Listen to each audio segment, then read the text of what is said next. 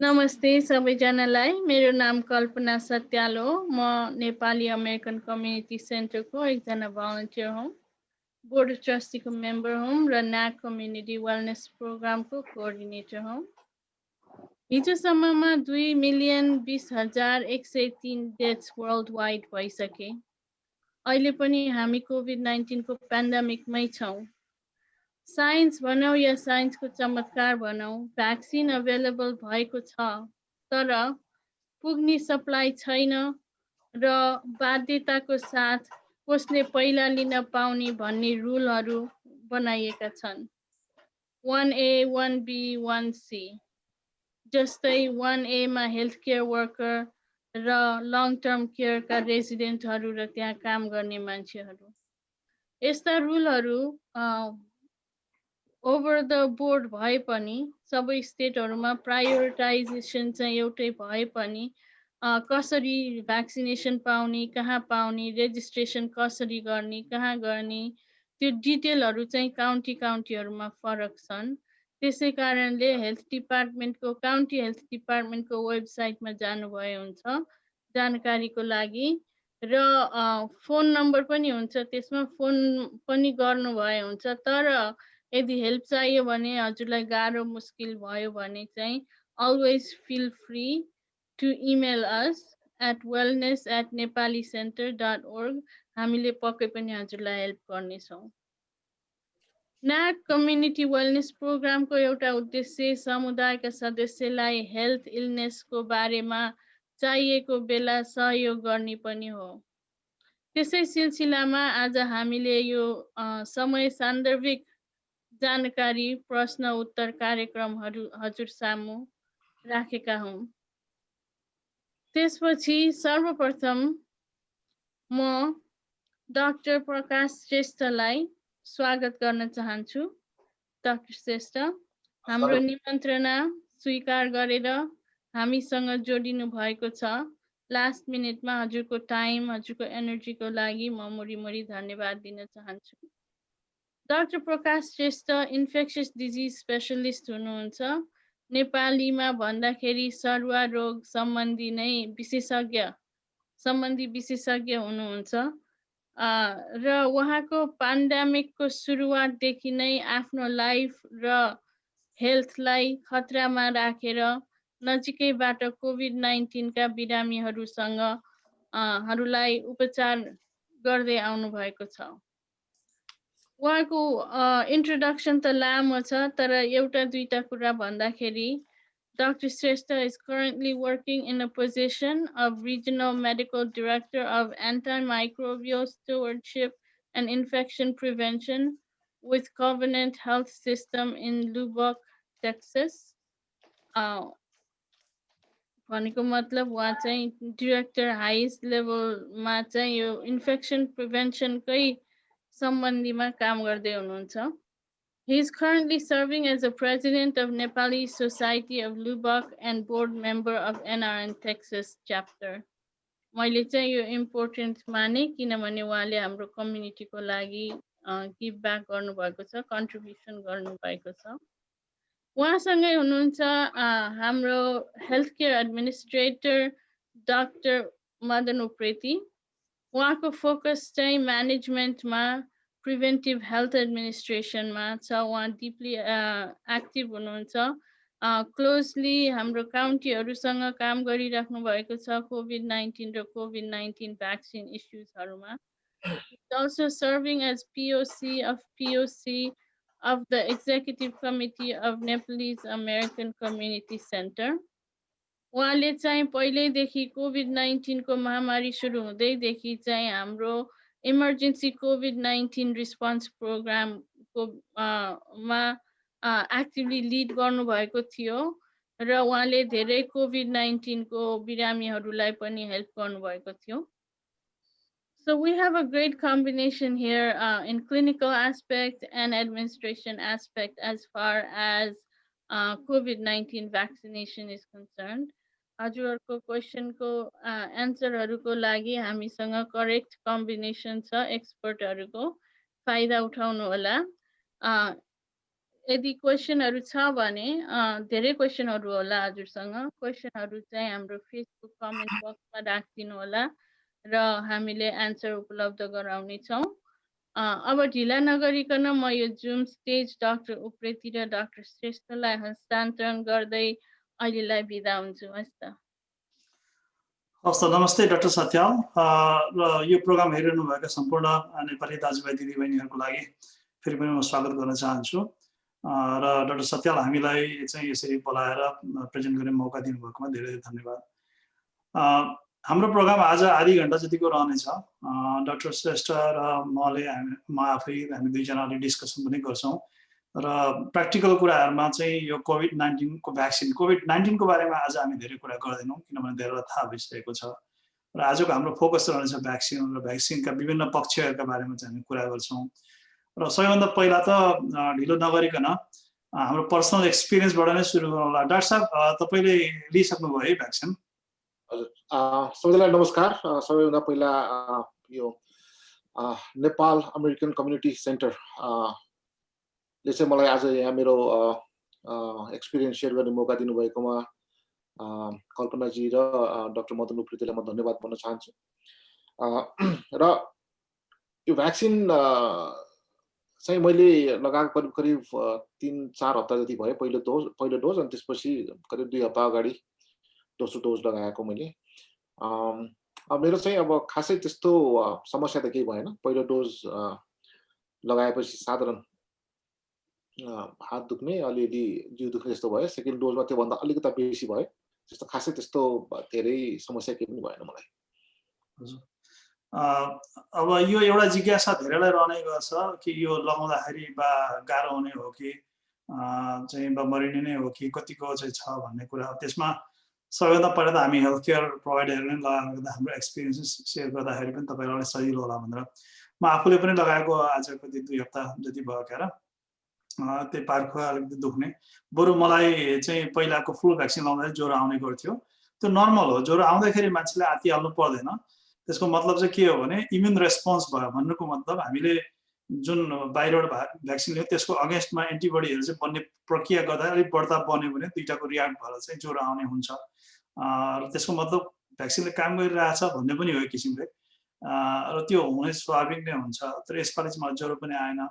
मेरो आमा 75 वर्षको हुनुहुन्छ, उहाँले पनि भ्याक्सिन लाउनु भयो। 2 दिन भयो उहाँले लाउनु भएको। उहाँलाई त झन् मलाई भन्दा केही पनि भएन, सजिलो भयो। र मेरो भतिजीहरू हेल्थ रिसर्चमा काम गर्छन्। उनीहरू कति 22 वर्षको छन्। उनीहरू दुईजना ट्विन्स छन्। उनीहरू दुईजनाले पनि लगाए र उनीहरूलाई पनि केही पनि भएन। भनेपछि 22 वर्षको एज ग्रुप, मेरो एज ग्रुप र चाहिँ अब मेरो आमाको पनि एज ग्रुप भयो। तीनटै स्याम्पलमा लाउँदाखेरि पनि पर्सनली पनि केही किसिमको देखिएन। अरू पोसिबल साइड इफेक्टहरू के हुन सक्छन् होला त्यसको बारेमा अलिकति कुरा गरौँ कि डाक्टर साहब? हजुर, अब यसको साधारणतया भन्नुपर्दा फेरि धेरैजनालाई हुने भनेको चाहिँ अब साधारण अब करिब 80-85% व्यक्तिहरूलाई जुन ठाउँमा इन्जेक्सन लगाएको छ त्यो ठाउँमा चाहिँ हल्का दुख्छ भन्ने हो होइन, माइल्ड सोरनेस। त्यो चाहिँ सबभन्दा कमन साइड इफेक्ट हो। अब त्यो अभियस पनि भयो होइन, त्यो इन्जेक्सन लगाएपछि त्यो ठाउँमा दुख्ने नै भयो। त्यसबाहेकको टाउको दुख्ने र थकाइ लाग्ने, भ्याक्सिन लगाइसकेपछि एकदमै कतिजनाले चाहिँ एकदम म चाहिँ खाटबाट पनि बाहिर निस्किन मन लागेन भन्ने खालको सम्मको थकाइ लाग्ने, हल्का ज्वरो आउने, टाउको दुख्ने, कसैलाई चाहिँ डायरियासम्म हुने, यी चाहिँ साइड इफेक्टहरू भए। त्यसबाहेक चाहिँ अब एलर्जी भनेर फेरि अब त्यो छुट्टै क्याटेगोरीमा पर्यो। अब कसैलाई चाहिँ साधारण ऱ्यासहरू आउनेदेखि लिएर अलिकति कडा खालको जुन चाहिँ हामी एनाफिलाक्सिस रियाक्सन भन्छौँ, त्यो भने चाहिँ अब शरीरले एकदमै नराम्रो रियाक्सन गरेपछि ब्लड प्रेसर घट्ने, तुरुन्तै हस्पिटल लगेर चाहिँ उपचार गर्नुपर्ने स्थिति पनि आउनु हुनसक्छ। तर अहिलेसम्मको चाहिँ कम्तीमा पनि अमेरिकामा जतिजना पनि व्यक्तिहरूले भ्याक्सिन लगाउनु भएको छ त्यसमा चाहिँ त्यस्तो नराम्रो साइड इफेक्ट खासै देखिएको छैन। अब अहिले एउटा रिसेन्टली फ्लोरिडामा चाहिँ एकजना व्यक्तिको भ्याक्सिन लगाएपछि मृत्यु भयो भन्ने कुरा आछ होइन। तर त्यो पनि अब भ्याक्सिन रिलेटेड हो कि होइन अब चाहिँ कस्तो हुन्छ भन्दाखेरि अहिले एउटा चाहिँ त भ्याक्सिन लगाइसकेपछि अलिकति साइड इफेक्ट हुनेहरू चाहिँ एउटा एक्सपेक्टेड नै हो। तर कतिवटा ती साइड इफेक्टहरू चाहिँ भ्याक्सिनसँग एसोसिएटेड हुन्छ तर रिलेटेड चाहिँ हुँदैन कि। जस्तै भनौँ न भ्याक्सिन लगाइसकेपछि कार एक्सिडेन्ट भयो भने मतलब त्यो भ्याक्सिनले गर्दाखेरि नै हो भन्ने त भएन, त्यो चाहिँ अरू कुनै कारणले पनि हुनसक्छ। त्यस्तै त्यसको पनि इन्भेस्टिगेसन भइरहेछ, त्यही भएर त्यहाँ हामीले चाहिँ यो भ्याक्सिनले गर्दाखेरि नै हो भनेर भन्न मिल्दैन। तर भ्याक्सिन लगाइसकेपछि भएको भएर चाहिँ त्यो अलिकति कन्सर्न भयो। अनि अब रिसेन्टली नर्वेमा चाहिँ अलिकति साइड इफेक्ट अलिकति त्यहाँनिर चाहिँ 22-24 जना व्यक्तिहरूको मृत्यु भयो भ्याक्सिन लगाएपछि भन्ने कुरा आइरहेछ। त्यो पनि अलिकति इन्भेस्टिगेसनकै क्रममा छ, हामीलाई थाहा छैन। तर चाहिँ त्यहाँको यसो डेटा हेर्दाखेरि चाहिँ त्यहाँ चाहिँ एल्डरली पपुलेसन अलिकति टर्मिनल स्टेजको मान्छेहरू मा चाहिँ त्यो देखिया भएर त्यो पनि अब भ्याक्सिन रिलेटेड हो कि अथवा चाहिँ उहाँको नेचुरल कोर्स अथवा अरू कुनै कारणले हो त्यो पनि देखिएको छ। तर समग्रमा भन्नुपर्दाखेरि चाहिँ अमेरिकामा अहिलेसम्म लगाएको कति अब चाहिँ 2-3% भन्दा बढी व्यक्तिहरूले लगाइसक्यो भन्ने कुरा छ होइन। त्यतिजनाले लगाउँदाखेरि त्यस्तो नराम्रो सिरियस साइड इफेक्ट खासै देखिएको छैन। 2-4 जनालाई एनाफिलाक्सिस भएको छ, त्यसबाहेकको धेरैजनालाई हुने भनेको यी साधारण अघि नै मैले भनेको लक्षणहरू नै हो। पहिलो डोज भन्दा दोस्रो डोज लगाउँदाखेरि चाहिँ त्यो रियाक्सनहरू अलिकति बेसी हुन्छ र प्रायः जसोलाई चाहिँ अब आइबुप्रोफेन अब टाइलेनलहरू खाएर नै निको भएको देखिएको छ। अब यसमा बुझ्नुपर्ने कुरा के हुन्छ भने जुन एनाफिलाक्सिस रियाक्सनको बारेमा डाक्टरले भन्नुभयो त्यो चाहिँ यो भ्याक्सिन मात्रै नभएर कुनै पनि भ्याक्सिनमा हुन सक्ने सम्भावना रहन्छ। भ्याक्सिन मात्रै नभएर एन्टिबायोटिक इन्जेक्सन एन्टिबायोटिक आफैले पनि हुन सक्छ। जस्तो पेनिसिलिन तपाईँले सुन्नुभएको होला, पेनिसिलिनमा पनि रियाक्सन हुन्छ। र अब अहिले अमेरिकामा 10 मिलियन जति र 10-12 मिलियनले लगाइसक्दाखेरि पनि 2-4 जना मात्रै एनाफिलाक्सिस हुनु भनेको त्यो चाहिँ झनै पेनिसिलिनको जस्तै नै डेटा नै हुन सक्छ जस्तो लाग्छ होइन। र त्यो कुरालाई पनि विचार गर्नुपर्छ। र अर्को एउटा प्रश्न के आउँछ भने धेरैले चाहिँ मलाई पर्सनली पनि फोन गरेर सोधिरहनुहुन्छ, यो त एलर्जी हुनेलाई चाहिँ कन्ट्राइन्डिकेसन भन्नु लाउनु हुँदैन। अब मलाई त यो खानेकुराको एलर्जी छ, त्यो खानेकुराको एलर्जी छ, अथवा यो औषधिको एलर्जी छ भन्ने किसिमको कुरा आउँछ। अब डाक्टर साहब करेक्ट गर्नु होला म चाहिँ रङ भयो भने। अब जेनरली भन्नुपर्दाखेरि चाहिँ खानेकुराको एलर्जी भन्न खोजेको होइन, पहिला भ्याक्सिनको एलर्जी सिरियस एलर्जी छ भने ती मान्छेहरूलाई चाहिँ ध्यान दिनु भनेको हो क्या त्यसमा। तर सानोतिनो चाहिँ जस्तो बाहिर जाँदा धुवामा आउँदाखेरि हाँसी धेरै आउने खालको एलर्जी हुन्छन्, आँखा चिलाउने एलर्जी हुन्छन्, ती एलर्जी हुँदैमा चाहिँ भ्याक्सिन लाउनु हुँदैन भनेर भनेको चाहिँ होइन। त्यसरी पनि हामीले बुझ्नुपर्ने हुन्छ। र जुन अहिले नर्वेको कुरा पनि भयो त्यसमा 24,000 जतिले चाहिँ लगाइसकेका छन् बुढाबुढीहरू। 24,000मा चाहिँ 30 जना चाहिँ को डेथ भएको भनिएको छ। अहिले डाक्टर साहबले भने जस्तै अब ती मान्छेहरू चाहिँ डिरेक्ट भ्याक्सिनको कारणले हो कि अब अरू कारणले पनि उनीहरू भ्याक्सिन नलाउँदा पनि मर्ने नै थियो कि त्यो कुरा चाहिँ हेर्न बाँकी नै छ। डाक्टर साहब साइड इफेक्ट पछाडि एउटा चाहिँ यो भ्याक्सिनको टाइपहरू छन्। अब कुनै mRNA टाइपको छ, कुनै चाहिँ एटिन्युटेड टाइपको भ्याक्सिन छ। अनि यसका बारेमा मिथहरू पनि धेरै कुरा छन्, मिथ्या कुराहरू बाहिर चाहिँ हावा कुराहरू भनौँ न, जुन चाहिँ साइन्टिफिकली प्रुफ नभएको कुरा छन्। यसका बारेमा केही डिस्कसन गर्ने हो कि? हुन्छ। अब अहिले सोसियल मिडियाको युग छ होइन, मान्छेले जानेर नजानेर अब कुराहरू चाहिँ सोसियल मिडियामा पोस्ट गरेर आउँछ र धेरैजनाले चाहिँ अब ती पोस्टहरू नै पढेर त्यसमा विश्वास गरेर अनि अनावश्यक डर त्रास फैलाउने काम पनि भइरहेको हुन्छ। त्यही भएर सर्वप्रथम त के भन्न चाहन्छु भने कुनै पनि न्युज पढ्दाखेरि होस्, स्पेसली यो भ्याक्सिनसँग रिलेटेड कुराहरू, रोगसँग सम्बन्धित कुराहरू, आफूसँग प्रत्यक्ष सरोकार राख्ने कुराहरू पढ्दाखेरि चाहिँ एटलिस्ट सोर्स के खालको एउटा आधिकारिक सोर्स हो कि एउटा कुनै व्यक्तिले चाहिँ बिना सोर्स चाहिँ आफ्नो वालमा पोस्ट गरेको कुराहरू, ती कुराहरू चाहिँ पत्ता लगाएर अनि त्यस अनुसारको चाहिँ कार्यहरू गर्नलाई चाहिँ म अनुरोध गर्छु। त्यसबाहेकको अब अहिले एउटा धेरै व्यक्तिहरूलाई भएको एउटा चाहिँ शङ्का अथवा डर भनौँ चाहिँ यो भ्याक्सिन सम्बन्धी यो अहिले नयाँ प्रविधिबाट बनेको भ्याक्सिन नम्बर 1 mRNA बेस्ड भन्छ र दोस्रो चाहिँ हिस्टोरिकली हामीले हेर्ने हो भने पहिला भ्याक्सिन बन्नको लागि 5-7 वर्षदेखि 30-35 वर्षसम्म लागेको छ। भ्याक्सिनको चाहिँ डेभलप गर्ने क्रममा धेरै किसिमको फेजहरूबाट चाहिँ जान्छ। पहिला एनिमल स्टडी गर्दै अनि त्यसपछि व्यक्ति थोरै मान्छेमा, त्यसपछि धेरै मान्छेमा, त्यसपछि जेनरल पब्लिकमा लगाएर त्यसको सेफ्टी, त्यसको इफिकेसी होइन काम गर्छ गर्दैन, सुरक्षित छ छैन हेर्दै क्रममा वर्षौँ लाग्ने हुन्छ। तर यो भ्याक्सिन चाहिँ नम्बर 1 वर्षभित्रमा बनेर हामी लगाउने क्रममा छौँ होइन। 1 वर्ष चाहिँ अमेरिकामा 22 तारिक जनवरी 22 तारिकको दिनमा पहिलोचोटि केस देखिएको थियो। त्यस हिसाबले त 1 वर्ष पनि पुगेको छैन अमेरिकामा भएको। त्यसभित्रमा हामीले त्यति धेरै व्यक्तिले भ्याक्सिन लगाइसकेका छौँ। र अघि नै मैले भने जस्तै एमआरएनए यो जेनेटिक मटेरियल सँग रिलेटेड भएको भएर चाहिँ व्यक्तिहरूलाई चाहिँ मान्छेहरूलाई चाहिँ के डर छ भन्दाखेरि यसले भोलि आफ्नो चाहिँ जेनेटिक कम्पोजिसनै चेन्ज गरिदिने हो कि भन्ने पनि डर छ। तर बुझ्नुपर्ने कुरा के छ भन्दाखेरि यो एमआरएनए बेस्ड भ्याक्सिन भने चाहिँ यो एमआरएनए भने चाहिँ एउटा मेसेन्जर जस्तो मात्रै हो, अथवा मेसेन्जर जस्तो होइन, मेसेन्जर नै हो। भ्याक्सिन दिने चाहिँ एउटा भाइरसको चाहिँ एउटा पर्टिकुलर प्रोटिन जुन स्पाइक प्रोटिन भन्छौँ हामीले चाहिँ, जुन फिगरहरूमा भ्याक्सिन के अरे यो कोरोना भाइरस अथवा कोभिड हेर्दाखेरि चाहिँ एउटा गोलो हुन्छ अनि छेउमा चाहिँ अनि त्यो स्पाइक जस्तो हुन्छ हो। त्यसको अगेन्स्टमा चाहिँ एन्टिबडी बनाउने चाहिँ मेसेज लिएर जाने मेसेन्जर आरएनए चाहिँ इन्जेक्ट गर्ने हो हामीभित्र। र त्यो इन्जेक्ट गरेको करिब 24 देखि 48 घण्टाभित्रमा चाहिँ त्यो एमआरएनए चाहिँ त्यसको काम सिद्धिएपछि त्यो आफै समाप्त भएर जान्छ, हाम्रो शरीरमा बसिरहने होइन। र त्यो चाहिँ न्युक्लियसभित्र पनि छिर्ने होइन कि, त्यो साइटोप्लाज्म हाम्रो सेलको चाहिँ बाहिरै बस्ने हो। त्यही भएर चाहिँ हाम्रो जेनेटिक मटेरियलसम्म त ऊ पुग्दैन, खालि मेसेन्जर लिएर गएर स्पेसिफिक खालको प्रोटिन ल हाम्रो सेललाई चाहिँ यस्तो खालको प्रोटिन बनाउनु भनिसकेपछि त्यो आफै डिजल्भ हुन्छ अनि हाम्रो शरीरले चाहिँ त्यो एन्टिबडी बनाउन थाल्छ। र त्यो एन्टिबडी अब पहिलो डोजमा चाहिँ अलिकति जेनरलाइजेसन हुन्छ होइन, अलिकति सेन्सिटाइजेसन भन्छ त्यसलाई, त्यो भयो हुन्छ। अनि दोस्रो डोजले चाहिँ बुस्टरको काम गरेपछि अनि जब त्यो एन्टिबडी हाम्रो शरीरमा बन्छ तब चाहिँ रियल भाइरस जब हाम्रो शरीरमा प्रवेश गर्छ अनि ती एन्टिबडीले चाहिँ तिनीहरूलाई नष्ट पार्ने हो होइन। र यो चाहिँ यो नयाँ टेक्नोलोजी भएको भएर पनि यो चाहिँ तुरुन्त यो बन्न सम्भव भएको हो। र अब चाहिँ रिसर्च अब दुईटा यो अहिलेको मुख्य फाइजर र बायोएनटेकले गरेको स्टडीमा अब करिब 70-80 हजार जनाले गरेको रिसर्चमा यो चाहिँ सेफ देखिया छ, यो चाहिँ इफेक्टिभ देखिया छ। र मुख्य दुईटा कन्सर्न भने त्यही हो, सेफ र इफेक्टिभ अहिलेसम्मलाई।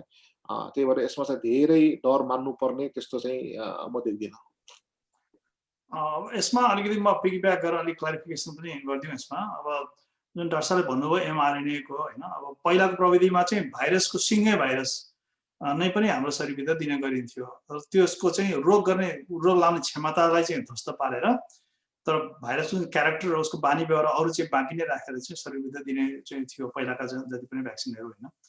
र एमआरएनए पनि एकदमै नयाँ त टेक्नोलोजी होइन, यो पनि पहिलादेखि गरिराखेको हो। र अब यसले चाहिँ त्यो इन्जेक्ट गरिसकेपछि यसैले डिजिज नै लाउने भन्ने कुरो चाहिँ कम हुन्छ। जस्तो पोलियो भ्याक्सिन चाहिँ जुन हो त्यो चाहिँ लाइभ भ्याक्सिन, जुन ओरली मुखबाट जुन थोपा खुवाउने हुन्छ त्यो चाहिँ साँच्चै जीवित भ्याक्सिन नै, जीवित भाइरस नै हो त्यो। र त्यसले चाहिँ कहिले आफैले रोग लाउने पनि गर्छ पोलियो, तर यो खालकोले चाहिँ त्यस्तो सम्भावना एकदमै न्यून हुन्छ। र साइड इफेक्टको हिसाबले चाहिँ यो भ्याक्सिनहरू चाहिँ अलिक राम्रो सेफ पनि मानिने गरिन्छ। र अब छिटो जुन बन्ने कुरा हो त्यो कुरा भनेको अब टेक्नोलोजीहरू धेरै एडभान्समेन्ट भएको छ, डेटा सेयरिङ पहिलाभन्दा सजिलै हुन्छ। र भ्याक्सिन भनेको त धेरै वर्षदेखि बनिरहेका भएकोले गर्दाखेरि हामीलाई त थाहा छ नि कसरी काम गर्छ, के हुन्छ भन्ने कुरा थाहा भएकोले गर्दाखेरि पनि अलिकति छिटो बनाउनलाई सजिलो भएको हो। तर छिटो बनाउने भन्दैमा हेफाजतले डेटा पुरै नहेरिकन एप्रुभ गर्ने चलन हुँदैन। अहिले जुन इमर्जेन्सी युजको लागि यहाँको अमेरिकाको सरकारले चाहिँ एफडीएले एप्रुभ गरेको छ, त्यो बेला नि मेटिकुलसली यसको डिटेल फेज 1, 2, 3 मा हेरेर विशेष गरी यसले काम गर्छ कि गर्दैन भन्ने भन्दा पनि बढी जोड चाहिँ यसको साइड इफेक्ट के छ। र यो कम्युनिटी मेडिसिनको लागि जुन प्रिभेन्टिभ हेल्थको लागि जुन लगाउनु पर्ने छ भ्याक्सिनहरू, यस्ता कुरामा चाहिँ इफेक्टिभनेस भन्दा पनि यसको साइड इफेक्ट प्रोफाइल बढी हेरिन्छ।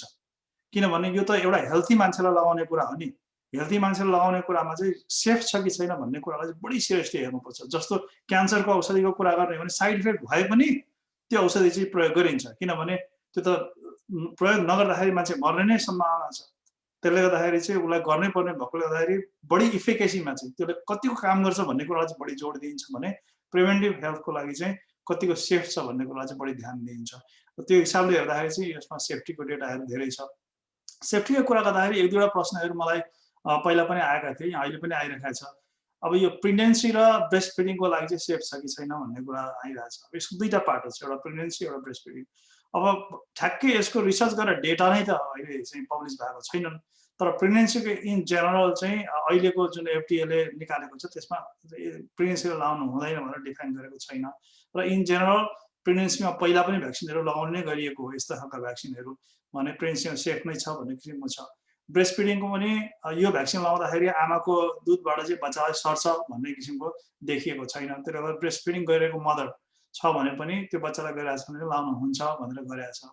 र दोस्रो प्रश्न चाहिँ अर्को छ अन्डरलाइन कन्डिसन, अरू सिरियस मेडिकल कन्डिसन छ, हार्टको डिजिज, लङ्सको डिजिज होइन, क्यान्सरै भएको पेसेन्ट छन् होइन, अथवा दमको रोगी छन् भने तिनीहरूले लाउनु हुन्छ कि हुँदैन भन्ने छ। अब त्यसमा चाहिँ हाम्रो अन्डरस्ट्यान्डिङ के हो भने अझ अहिले भर्खरै पनि पब्लिस भएको छ यङ मान्छेलाई पनि यो कन्डिसनहरू छ भने चाहिँ क्याटेगोरी 1C मा राखेको छ। क्या 1C को मान्छेहरूले चाहिँ यङले चाहिँ अरू पपुलेसनभन्दा पहिला नै लाउनु भन्ने हिसाबले गर्दाखेरि यो चाहिँ तिनीहरूलाई पनि सेफ छ, अझ तिनीहरूलाई चाहिँ यो लगाउनु पर्छ भनेर रिकमेन्डेसन गरेको पाइन्छ। यसमा डाक्टर साहब केही कुरा एड गर्न चाहनुहुन्छ कि स्पेसली अन्डरलाइन मेडिकल कन्डिसन भएको मान्छेहरूलाई के गर्ने भन्ने कुरामा? हजुर, यो प्रश्न चाहिँ बारम्बार आइरहन्छ होइन। अघि नै डाक्टर साहबले एकदम सही कुरा उठाउनु भयो।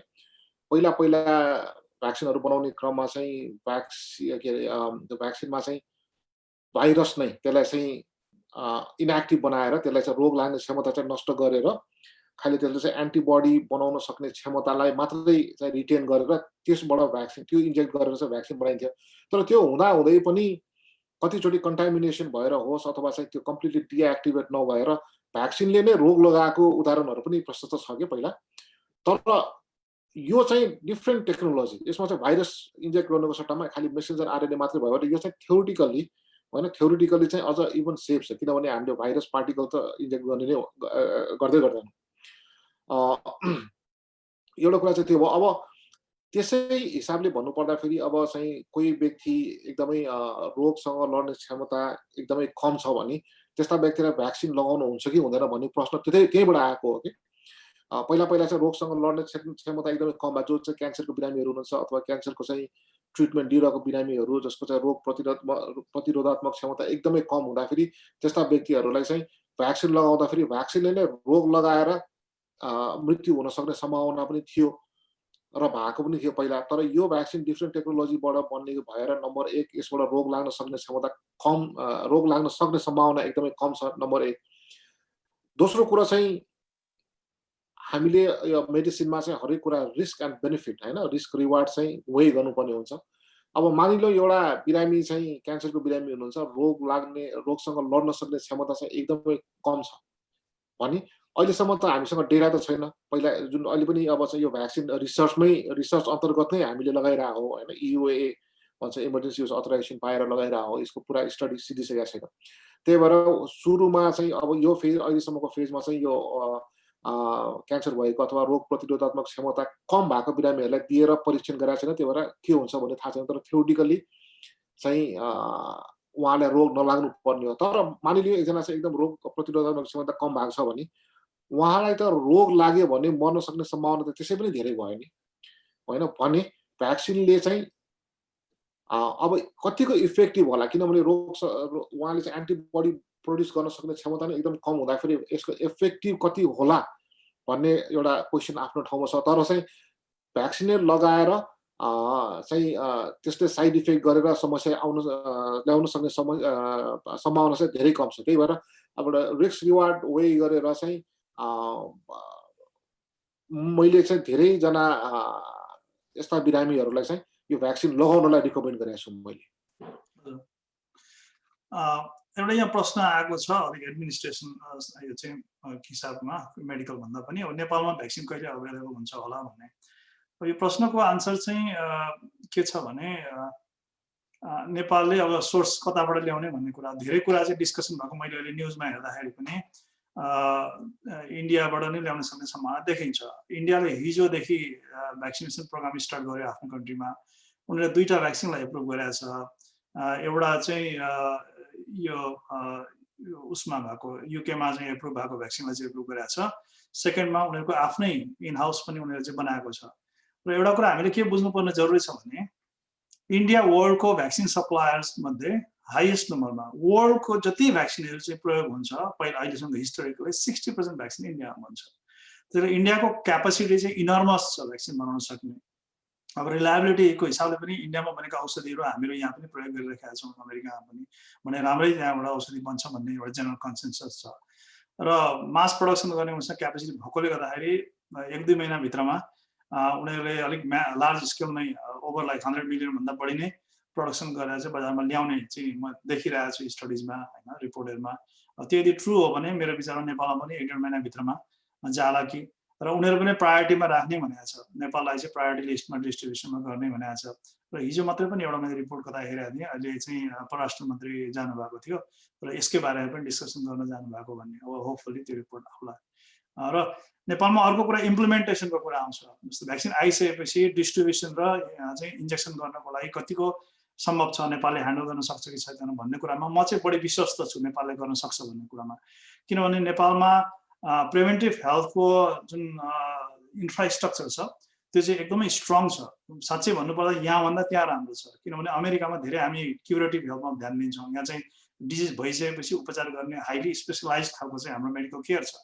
तर नेपालको त अझै पनि प्राइमेरी केयरलाई बढी ध्यान दिएको छ हेल्थ पोस्टहरू छन् साना साना इन्फ्रास्ट्रक्चरहरू छन् र यो भ्याक्सिनेसनको टर्ममा मैले अस्ति पनि भनेको थिएँ देशले कति ओपन हार्ट सर्जरी गर्न सक्यो होला भन्ने किसिमको त्यसको मेजरलाई चाहिँ हेर्न सकिँदैन हाम्रो नेपालमा झाडा पखालाले कति बच्चालाई चाहिँ पहिलाभन्दा बचाउन सकिरहेछ भन्ने कुराको चाहिँ इम्पोर्टेन्ट मेजर हो र प्रिभेन्टिभ हेल्थमा हाम्रो नेपालमा धेरै राम्रो काम भएको छ र स्वास्थ्य महिला परिचारिका भनेर चाहिँ हामीले जुन स्वयंसेविका भनेर नेपालमा एउटा प्रोग्राम चलाएको छ तिनीहरूलाई रिक्रुट गराएको छ अहिले भ्याक्सिनेसन प्रोग्रामलाई ट्रेन गराएको छ र आउने बित्तिकै कोल्ड चेन मेन्टेनेन्स जुन भ्याक्सिनलाई सप्लाई गर्ने हो त्यो पनि अलरेडी इन्फ्रास्ट्रक्चर छ त्यसैलाई युज गर्यो भने मेरो विचारमा धेरै इफेक्टिभली भ्याक्सिनेसन प्रोग्राम चाहिँ इम्प्लिमेन्टेसन हुन्छ जस्तो लाग्छ मलाई त्यसमा चाहिँ म आशावादी छु उहाँको हिसाबमा अब अमेरिकामा चाहिँ अब नयाँ एडमिनिस्ट्रेसन चेन्ज भएपछि अब अहिलेसम्मको प्रेसिडेन्टलाई त विश्वासै थिएन यो चाहिँ डिजिज हो भन्ने कुरामा पनि कतिपय कुरामा र यसलाई भ्याक्सिनेसन गर्नुपर्छ भन्ने कुरामा पनि फ्रेङ्कली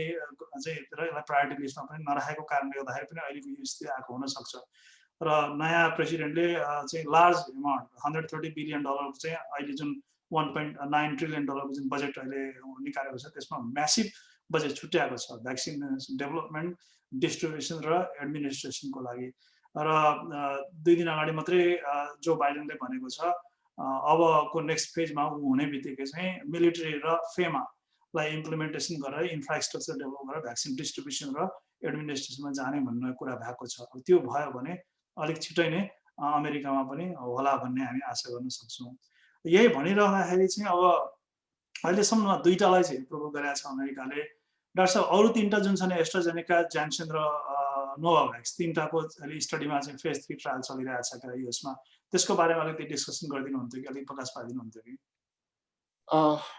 यसमा अलिकति म थपिहाल्नु अघिको प्रश्नमा नेपालमा कहिलेसम्म जाला भन्ने कुरामा अब यो चाहिँ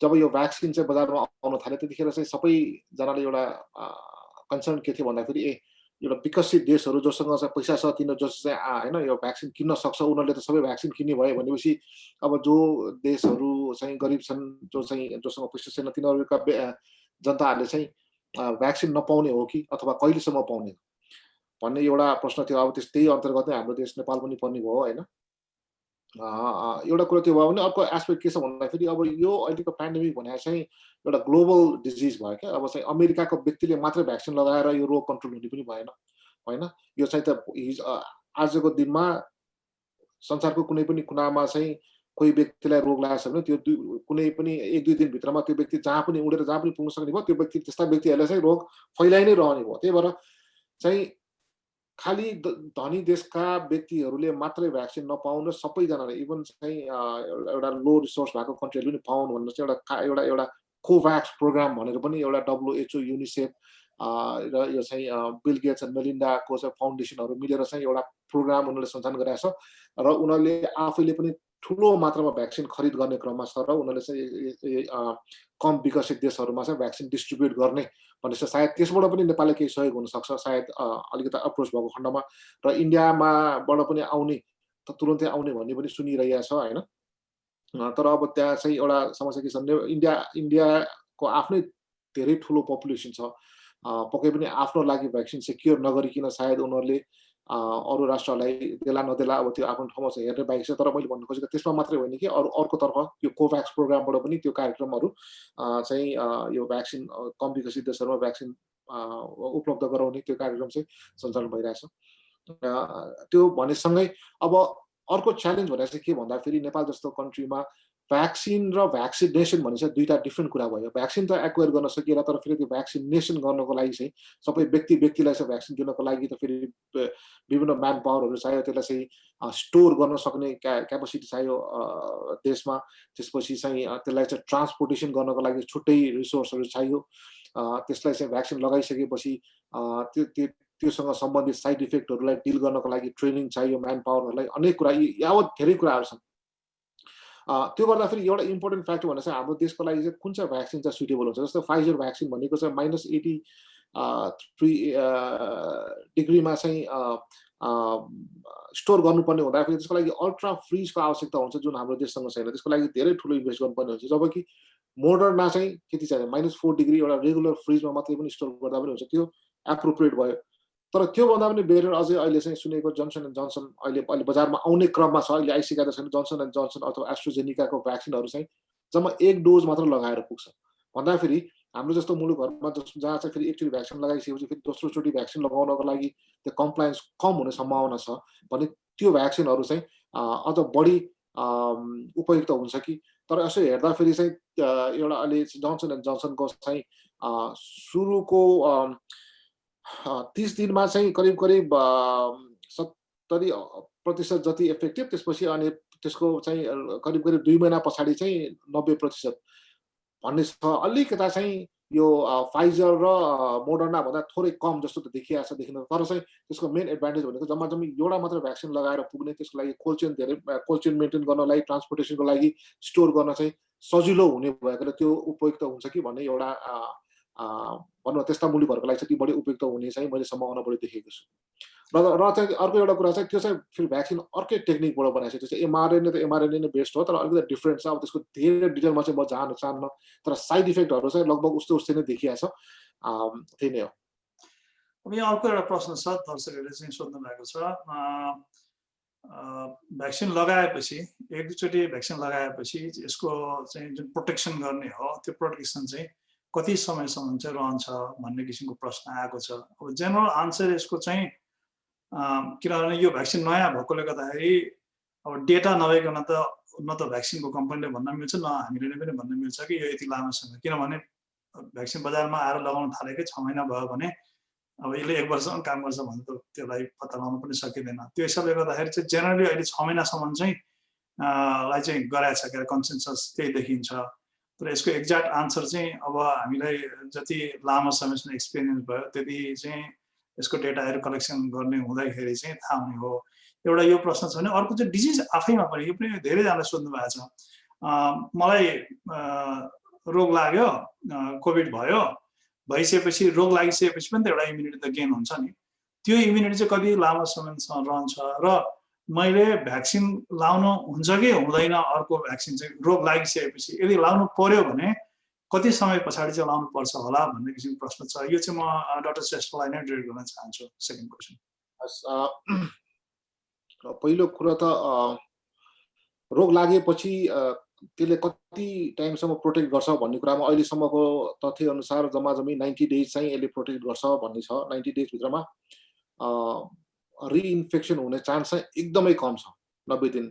त्यही भएर हामीले अहिले जति पनि पोलिसी प्रोटोकलहरू बनाउँछौँ हामीले त्यही तथ्यको आधारमा लगाएर एकजना व्यक्तिलाई चाहिँ रोग लागिसकेपछि 90 दिनसम्म चाहिँ उसलाई फेरि रोग लाग्दैन भन्ने तथ्यमा आधार भएर बनाउँछौँ। उसलाई चाहिँ फेरि अब भनौँ न सिम्पटम भयो भने टेस्ट गर्न नपर्ने अथवा चाहिँ अपरेसन गर्नु पर्यो भने फेरि उसलाई दोहोऱ्याएर टेस्ट गर्नु नपर्ने जस्ता यावत कुराहरू चाहिँ त्यस आधारमा बनाइन्छ होइन।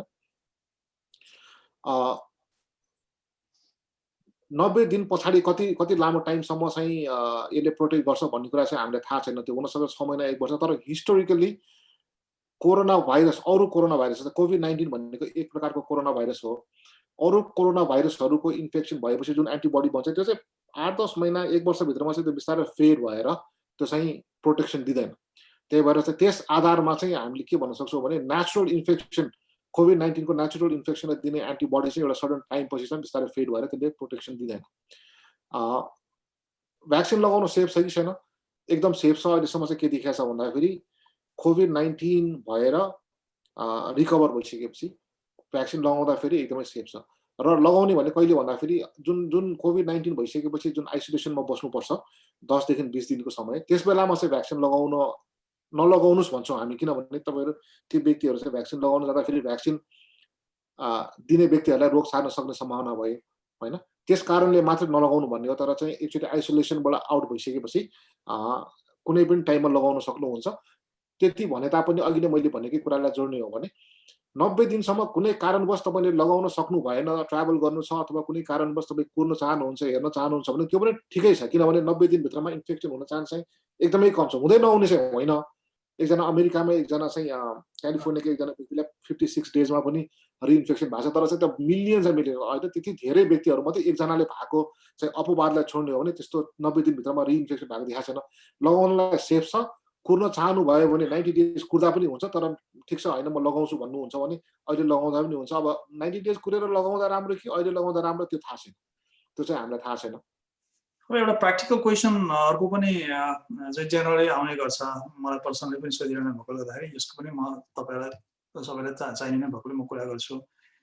के हुनसक्छ भने पहिलो डोज भ्याक्सिन लगायो अनि भ्याक्सिन लगाउने बित्तिकै त प्रोटेक्सन स्टार्ट हुँदैन, अनि त्यस्तो पाइएको छ। मैले यहीँ हाम्रो म नर्दर्न भर्जिनियामा बस्छु, यहीँ पनि मैले चिनेकै मान्छेहरूलाई पनि भ्याक्सिन आज लगायो 3 दिन पछाडिदेखि चाहिँ कोरोना भाइरस इन्फेक्सन भएको छ।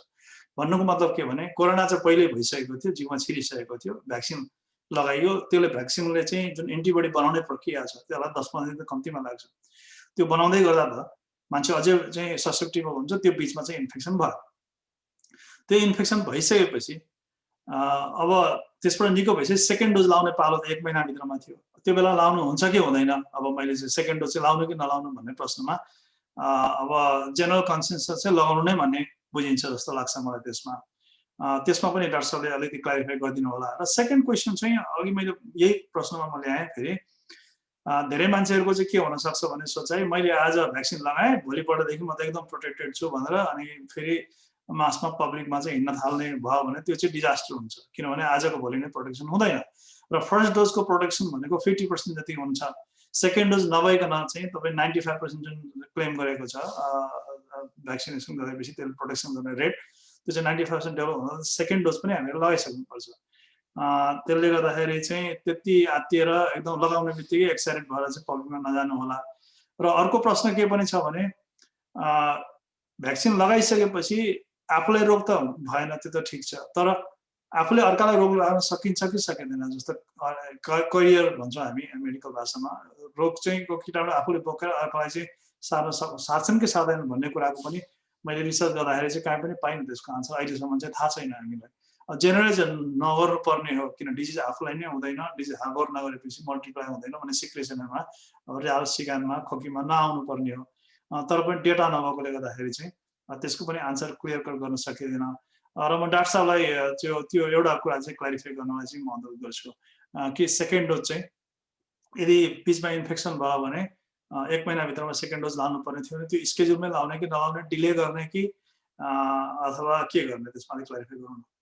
त्यो चाहिँ अब हामी सबैले बुझ्नुपर्छ। अब सबै जोडिएका प्रश्नहरू जुन 2-3 वटा कुराहरू जुन डाक्टर साहबले राख्नुभयो त्यो सबै जोडिएका कुराहरू छन्। एउटा चाहिँ फर्स्ट डोज लगाएपछि इम्युन डेभलप हुनको लागि चाहिँ स्टडीले के देखाएको छ भन्दाखेरि फर्स्ट डोज लगाएको सर्टन टाइम पछि जम्मा 50% प्रोटेक्सन हुन्छ होइन। र दोस्रो डोज लगाएको फाइजरको कन्डिसनमा चाहिँ 1 हप्ता पछाडि नाप्दाखेरि र अनि मोडर्नाको मा चाहिँ दोस्रो डोज लगाएको 2 हप्तापछि हेर्दाखेरि 95% इफेक्टिभ देखियो। त्यो भन्दाखेरि दोस्रो डोज लगाएको एउटा सर्टन टाइमसम्म चाहिँ त अझै पनि 100% आफू चाहिँ सुरक्षित छु भनेर चाहिँ सोच्नु भएन। म्याक्सिमम भनेको 95% सुरक्षित हुने भन्नाले 100 जनाले लगाएको छ भने 95 जना सुरक्षित हुनुहुन्छ र 5 जनालाई चाहिँ अझै पनि लाग्न सक्ने सम्भावना भयो। त्यो भन्दै गर्दाखेरि कहिलेकाहीँ कस्तो हुन्छ भन्दाखेरि मैले पनि यहाँ धेरैजना व्यक्तिहरू देखाएको छु, फर्स्ट डोज लगाएपछि 2-4 दिनपछि सिम्पटम चाहिँ देखियो अनि टेस्ट गर्दाखेरि चाहिँ उनीहरू पनि पोजिटिभ देखियो होइन। कतिजनालाई त भ्याक्सिन लगाएपछि पो लाग्ने रहेछ कि अथवा चाहिँ भ्याक्सिनले पनि प्रोटेक्सन नगर्दो रहेछ भन्ने क्वेसनहरू पनि आएको छ। अघि मैले भने जस्तै फर्स्ट डोज लगाएपछि एउटा सर्टन टाइमसम्म त प्रोटेक्सन हुँदैन, त्यसपछि चाहिँ यो फर्स्ट डोज चाहिँ दिने भनेको 50% मात्र प्रोटेक्सन हो। त्यही भएर ती बेलामा हुनसक्छ त्यो भ्याक्सिन लगाउनुभन्दा अगाडि नै अलरेडी इन्फेक्ट भएर सिम्टम चाहिँ भ्याक्सिन लगाएपछि देखा पनि हुनसक्छ, अथवा फर्स्ट डोज लगाएपछि पछि 2-4 दिनमा इन्फेक्सन भएर त्यसपछि सिम्पटम देखिने पनि हुनसक्छ। त्यो जेसुकै भए तापनि सेकेन्ड डोज चाहिँ आइसोलेसन पिरियड सिद्धिने बित्तिकै लगाउनु मिल्छ होइन। त्यो चाहिँ क्लियर भयो। फर्स्ट डोज लगाएपछि बिचमा चाहिँ इन्फेक्सन भयो भने second dose as schedule isolation period सिद्धिने बित्तिकै अब लगाउनु मिल्छ। अब आइसोलेसन भनेको 10 देखि 20 दिन हुन्छ। फाइजरको कन्डिसनमा 2 हप्ताको चाहिँ ग्याप हुनुपर्छ 2टा डोजमा। त्यसमा 2-4 दिन तलमाथि हुँदा पनि केही फरक पर्दैन। मोडर्नाको कन्डिसनमा झन् 1 महिनाको ग्याप हुनुपर्छ फर्स्ट र सेकेन्ड डोजमा। त्यही भएर पर्याप्त टाइम छ र 2-4 दिन कुर्नु पर्यो भने त्यसमा खासै केही समस्या हुँदैन अहिलेसम्मको स्टडीले।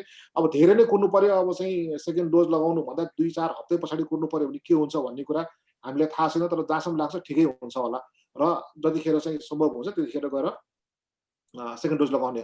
तर त्यसो भन्दै गर्दाखेरि यदि कुनै पनि व्यक्तिले कोभिड-19 भएर प्यासिभ इम्युनिटी लिनु भएको छ भनेको कन्भलेसन प्लाज्माको ट्रिटमेन्ट लिनु भएको छ अथवा एन्टिबडी जुन रिजेनेरोन भन्छ, ब्यामलिनिमिब्याब भन्ने एन्टिबडी छ, यी यावत खालका एन्टिबडीहरू लिनु भएको छ भने चाहिँ 90 डेज कुर्नु भनेर भनेको छ होइन। 90 डेज चाहिँ कुर्नु पर्ने, किनभने नेचुरल इन्फेक्सन भएर नेचुरल इम्युनिटी भयो भने त यसको लागि सेफ्टी र इफिकेसी चाहिँ हामीलाई थाहा छ, यो सेफ पनि छ सुरक्षित पनि छ भनेर चाहिँ इफेक्टिभ पनि छ सुरक्षित पनि छ भनेर हामीलाई थाहा छ। तर यो एन्टिबडी लिएपछि चाहिँ हाम्रो शरीरमा अलरेडी एन्टिबडी प्यासिभ एन्टिबडीहरू लिइसकेपछि र ती चाहिँ कैयौँ महिनासम्म हाम्रो शरीरमा भइरहने भएर त्यो हुँदै भ्याक्सिन लगायो भने भ्याक्सिनको रेस्पोन्स चाहिँ हाम्रो बडीमा के हुन्छ भन्ने कुरा चाहिँ हामीलाई थाहा छैन कि। त्यही भएर चाहिँ 90 दिन चाहिँ यदि ती कन्भलेसन प्लाज्मा, बीम्याप, रिजेनेरोन यी ट्रिटमेन्टहरू लिनु भएको छ भने चाहिँ चाहे त्यो पहिलो डोजभन्दा अगाडि होस् अथवा पहिलो डोज पछाडि होस्, पहिलो डोज लगाइसकेपछि पनि ती ट्रिटमेन्टहरू ल्याएको छ भने चाहिँ 90 दिन कुर्नुपर्ने हुन्छ। त्यति मात्रै, त्यो कन्डिसनमा मात्रै 90 डेज कुर्नुपर्ने हो। त्यो कन्डिसनलाई चाहिँ म दर्शकहरूलाई क्लारिफाई के गरौँ भने अलिक कम्प्लेक्स कुरा भयो त्यो होइन। यदि तपाईँ हस्पिटलाइज हुनुभएको छ कोभिड लागेर र उपचार तपाईँले पाउनु भएको छ भने चाहिँ तपाईँको आफ्नो डाक्टरसँग सल्लाह गर्नु होला कि भ्याक्सिन मैले लाउनु हुन्छ कि हुँदैन भनेर। किनभने जुन अहिले डाक्टर साहबले भन्नुभयो नि जुन प्लाज्मा थेरापीको कुरा भयो अथवा इम्युनोग्लोबिनको कुरा भयो, त्यो चाहिँ जेनरली हस्पिटल सेटिङमा मात्रै गर्ने गरिन्छ, त्यो आउट पेसेन्टमा हुँदैन होइन। अलिक सिरियस बिरामीहरूलाई गर्ने कुरा भयो। र तपाईँलाई यदि त्यस्तो भएको छ भने चाहिँ डाक्टरसँग सल्लाह गरेर अनि अर्को डोज कहिले लाउनुहुन्छ कि भनेर सल्लाह गरेर मात्रै गर्नु होला, किनभने त्यसमा चाहिँ अलिक ध्यान दिनुपर्ने हुन्छ। अर्को एउटा प्रश्न यहाँ छ, त्यो प्रश्नको आन्सर सायद भइसक्यो, त्यो पनि अलिक डिस्कसन गर्नुपर्छ कि लक्ष्मी रेग्मीजीले सोध्नु भएको छ, फर्स्ट डोज भ्याक्सिन लगाएपछि फेरि सिम्पटम देखिएपछि 2-3 हप्ता पछाडि टेस्ट गर्दा पनि पोजिटिभ आयो भने के गर्ने, त्यस पछाडि चाहिँ भ्याक्सिन लिने कि नलिने, यो प्रश्न छ। यसमा के गर्नु होला डाक्टर साहब, के गर्दा बेस्ट हुन्छ होला यो कन्डिसनमा? भन्नुको मतलब भ्याक्सिन लियो फर्स्ट डोज, त्यहाँबाट इन्फेक्सन भयो, 2-3 हप्तामा पनि पोजिटिभ देखियो, अब उहाँले पोजिटिभ भनेर एन्टिजेन पोजिटिभ नै भन्न खोज्नु भएको होला, एन्टिबडी पक्कै होइन होला होइन। अब त्यो कन्डिसनमा चाहिँ के गर्न पर्छ त? अर्को भ्याक्सिन चाहिँ लिने कि नलिने कि कुर्ने कि जबसम्म चाहिँ टेस्ट नेगेटिभ नआउँदासम्म? होइन, यो टेस्ट पोजिटिभ र नेगेटिभको चाहिँ भ्याक्सिनसँग खासै धेरै समस्या छैन कि। मानौ 2 महिना अगाडि चाहिँ कसैलाई इन्फेक्सन भएको थियो भने होइन, अनि 2 महिना अगाडि इन्फेक्सन भएको थियो, त्यो चाहिँ अब सिम्प्टोमेटिक पनि हुनसक्छ, लक्षण देखिया पनि हुनसक्छ, लक्षण नदेखिया पनि हुनसक्छ। तर त्यस्ता व्यक्तिहरू चाहिँ करिब 100 दिन अथवा 120 दिन अझ त्योभन्दा लामो टाइमसम्म पनि पोजिटिभ भइरहन सक्नुहुन्छ कि। त्यही भएर चाहिँ अब फर्स्ट डोज भ्याक्सिन लगाउनु भयो, त्यसपछि अलिकति सिम्पटम देखियो, सिम्पटम भनेको अब भ्याक्सिनकै कारणले पनि देखिन सक्छ, हल्का ज्वरो आए जस्तो भयो, टाउको दुखे जस्तो भयो र मलाई चाहिँ शङ्का लागेर गएर टेस्ट गर्दाखेरि पोजिटिभ देखियो भने मतलब अब त्यो भ्याक्सिनले गर्दा पनि हुनसक्छ र अगाडिको चाहिँ कुनै बेला भएको इन्फेक्सनले गर्दाखेरि इन्फेक्सनको कारणले गर्दाखेरि पोजिटिभ भएको पनि हुनसक्छ। तर जेसुकै भए पनि टेस्टको इरेस्पेक्टिभ अफ टेस्ट रिजल्ट स्केड्युलमै फर्स्ट डोज लगाइसकेपछि स्केड्युलमै सेकेन्ड डोज पनि लगाउनु मिल्छ। खालि त्यो आइसोलेसन पिरियडमा जानु भएन, मैले अघि भने जस्तै खालि सुरक्षाको सुरक्षाको लागि जानु भएन, त्यस पछाडि चाहिँ त्यसपछि खोला भयो इरेस्पेक्टिभ, त्योसँग मतलब भएन, टेस्ट रिजल्ट जेसुकै भए पनि भ्याक्सिन लगाउन मिल्यो त्यसमा। अर्को एउटा प्रश्न छ रामप्रसाद घिमिरेजीले गर्नुभएको छ, प्रश्न अलिकति क्ल्यारिफाई गर्नुपर्ने हो कि जस्तो लाग्यो मलाई। What are minimum requirement for the vaccine? Vaccine लिनको लागि मिनिमम रिक्वायरमेन्ट के हो त भन्ने प्रश्न छ।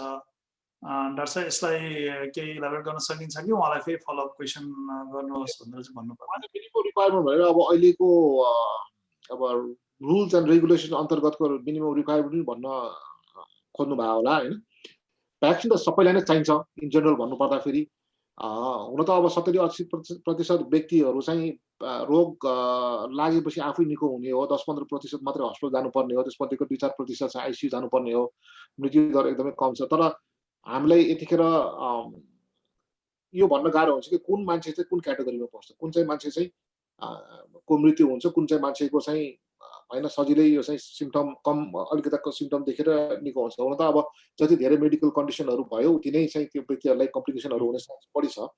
तर त्यसो भन्दैमा यदि कोही मान्छे चाहिँ उसको हेल्थ कन्डिसन एकदम राम्रो छ भन्दैमा पनि ऊ 100% प्रोटेक्टेड छ, उसलाई चाहिँ केही पनि हुँदै हुँदैन भन्ने पनि होइन। हामीले 22-25 वर्षका मान्छेहरू, कुनै पनि मेडिकल कन्डिसन नभएका मान्छेहरू पनि एकदमै सिभियर कन्डिसनमा हस्पिटलमा आएको पनि देखाएको छ। त्यही भएर भ्याक्सिन त सबैले लगाउनुपर्छ इन जेनरल। तर चाहिँ अब चाहिँ लगाउने भन्दाखेरि त अब धेरै कुराहरू हुन्छ, त्यसमा चाहिँ रिसोर्सहरू चाहियो, भ्याक्सिन पुग्नु पर्यो, ह्युमन रिसोर्सहरू चाहियो। त्यही भएर चाहिँ अब हामीले सबैले सुनेकै छौँ अहिले चाहिँ विभिन्न क्याटेगोरीमा चाहिँ व्यक्तिहरूलाई डिभाइड गरिएको छ, 1A 1B 1C 2 3 भनेर।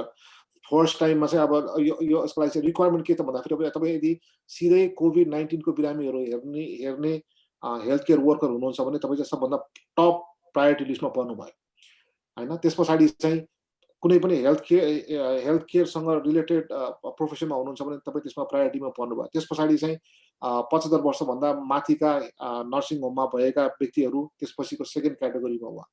त्यस पछाडि चाहिँ अब अहिले त्योभन्दा पनि त्यतिलाई पनि दिइसकेपछि अब अहिले एसेन्सियल हेल्थ केयर वर्करहरू जसमा चाहिँ मेडिकल कोमोर्बिडिटिजहरू छ, जस्तै रिस्क छ अथवा यङ्गर मान्छेहरूमा पनि कुनै मेडिकल कन्डिसन छ भने चाहिँ उनीहरूलाई दिने। यी यावत क्रमले चाहिँ बिस्तारै एक्सपान्ड गर्दै गएर मिड 2021 सम्ममा चाहिँ अमेरिकामा सबैलाई दिइसक्ने भन्ने एउटा चाहिँ लक्ष्य हो होइन। त्यस हिसाबले चाहिँ एउटा लगाउनको लागि रिक्वायरमेन्ट खोज्नु भयो भने चाहिँ यी नै हो। जति रिस्क कम्प्लिकेसन हुन सक्ने रिस्क, मृत्यु हुन सक्ने रिस्क जति बढी छ तपाईँ लिस्टमा चाहिँ त्यति नै माथि पर्नुहुन्छ। तपाईँ यदि हेल्थ केयर वर्कर हुनुहुन्न भने, हेल्थ केयर वर्कर हुनुहुन्छ भने त तपाईँ लिस्टमा माथि नै पर्ने हुनुभयो।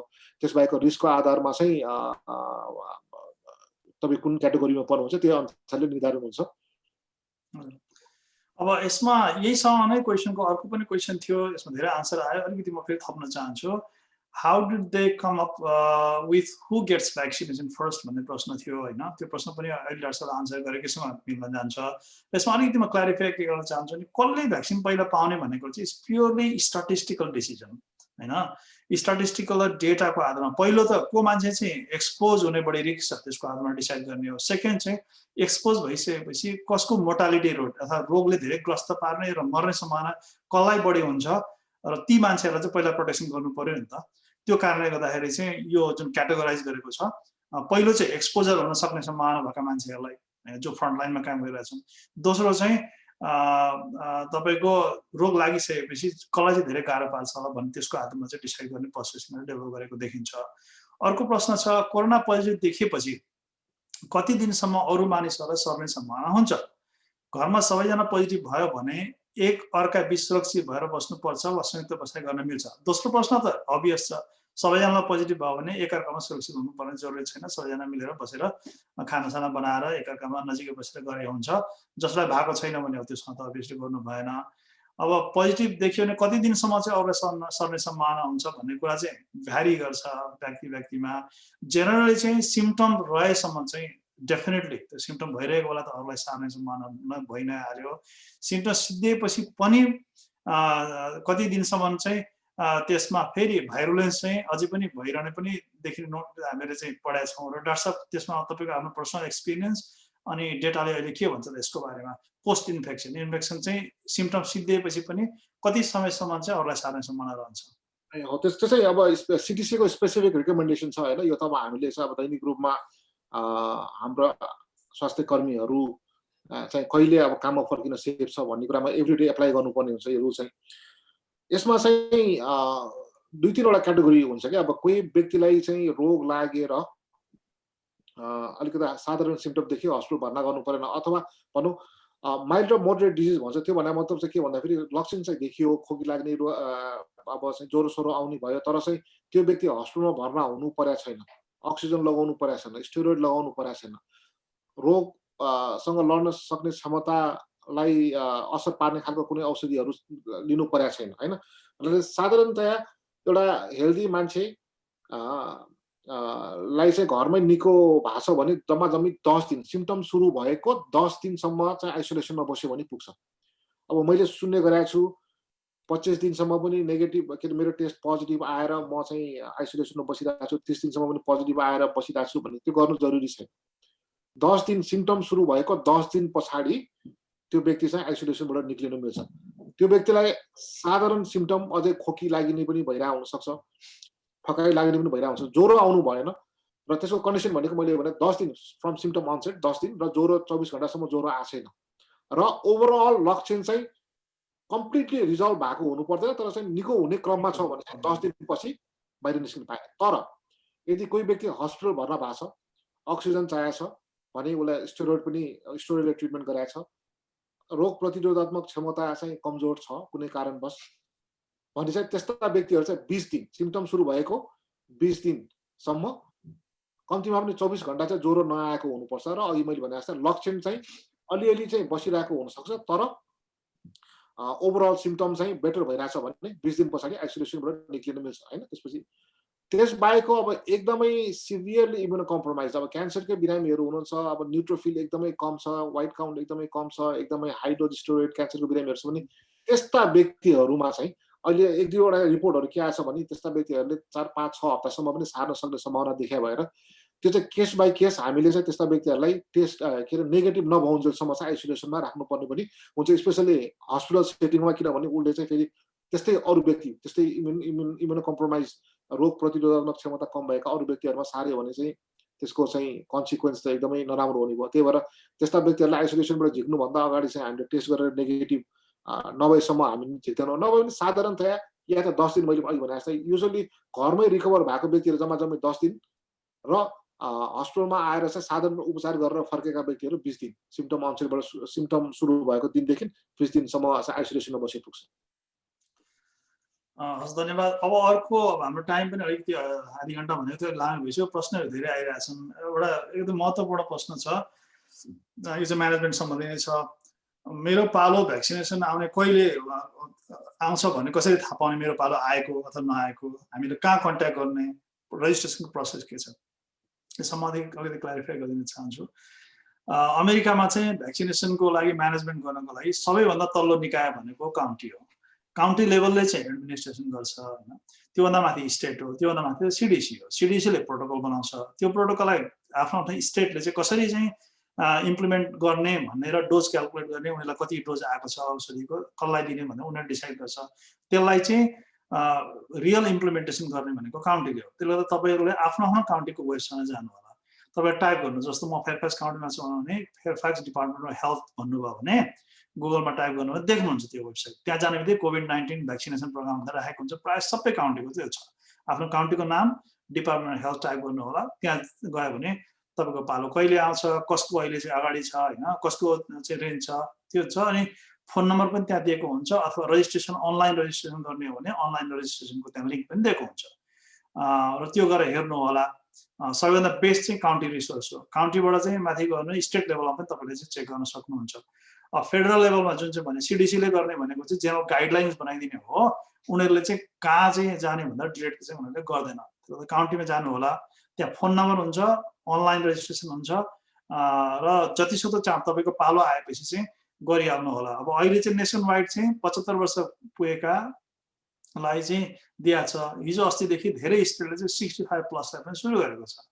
फेयरफेक्स काउन्टीले आजदेखि भोलिदेखि फेयरफेक्स काउन्टीले 18 वर्ष कटेको मान्छेहरूलाई 65 वर्ष कटेकोहरूलाई पनि भ्याक्सिनेसन दिने भनेर डिसाइड गरिसकेको छ। त्यो गर्नु होला र तपाईँको पालो आउने बित्तिकै जतिसक्दो चाँडो रेजिस्ट्रेसनको प्रोसेसमा जानु होला। फोन बिजी हुन्छ फेरि पनि कल गरिरहनु होला हैन, किनभने त्यो लेभललाई ओपन भएपछि फेरि अरू अब धेरै मान्छे, हजारौँ मान्छेहरू चाहिँ लाखौँ मान्छेहरू चाहिँ त्यो लाइनमा आउँछन् हैन, त्यो गर्नुपर्ने जरुरी देख्छु म त्यसमा।